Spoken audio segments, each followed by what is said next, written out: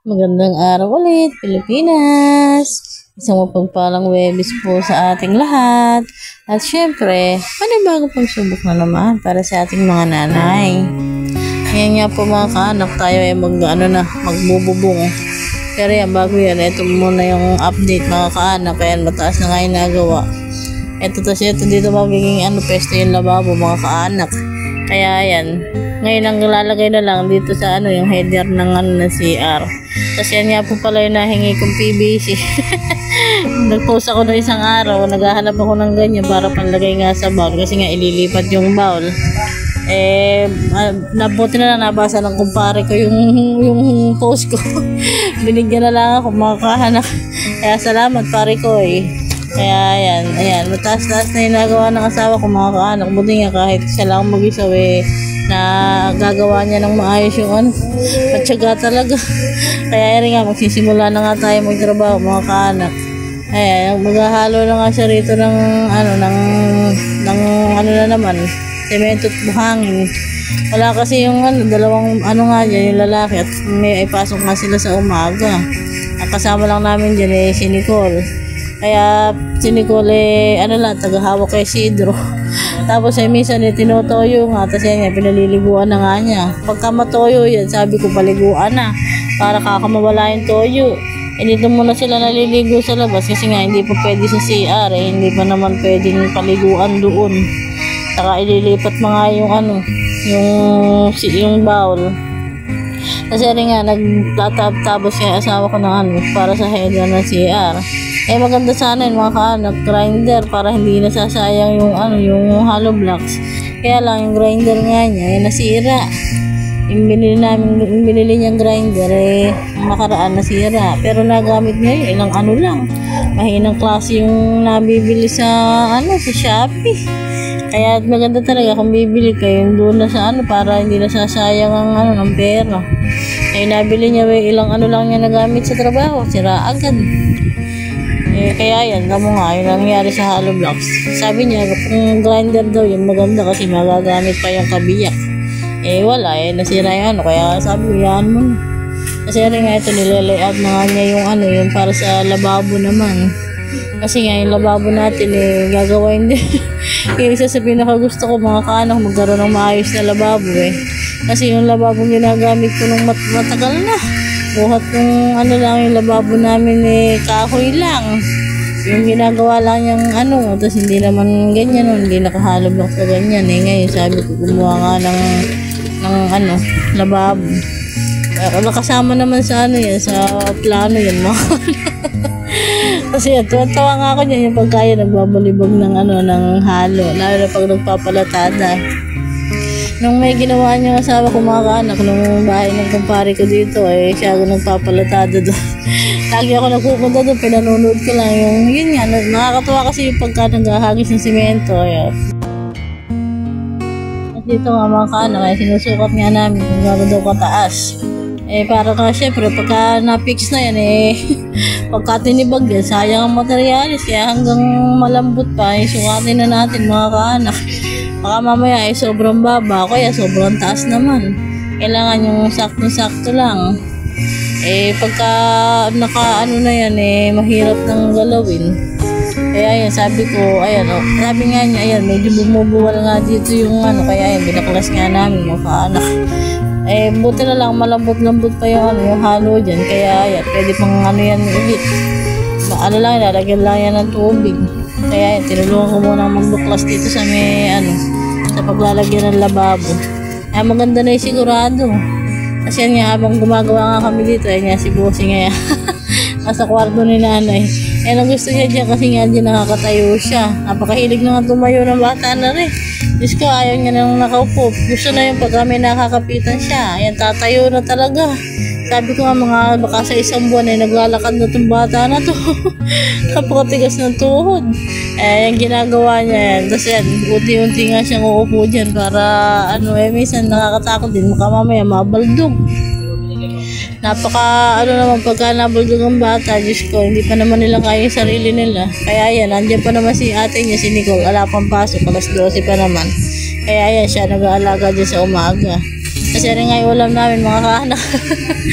Adobong sitaw, cutting mga kaanak, kaya lang budget. Kasi rin nga, nung pagkakain namin pa ng halian, Diyos ka, hindi naman namahinga ng namahinga ng bagya. Nagtrabaho na naman.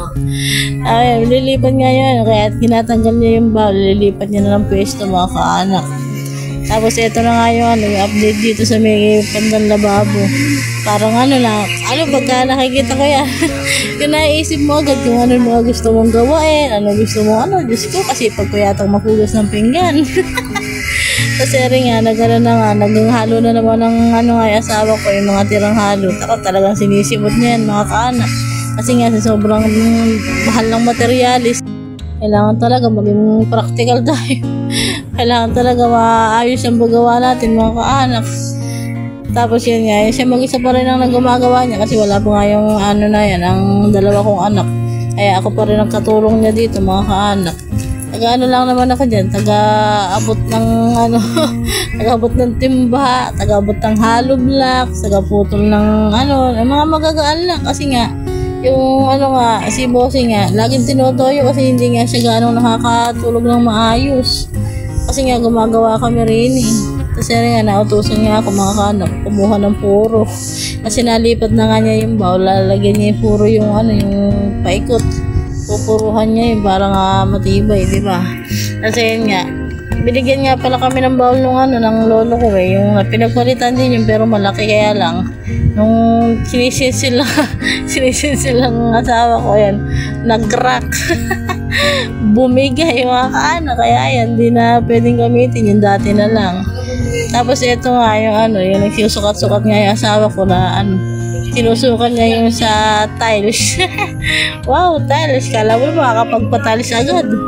Kaya, ayan, hindi nga, sabi ko nga sa kanya, pag nagkatrabaho siya, uti-uti natin, pasasaan ba't makakatagpos din tayo ng magaganda din ng ating bahay sa sa pagtsatsaga lang. Kasi rin nga yan, dumating na aming kuya Ken, kaya yan siya may alaga mo na kay Sidro.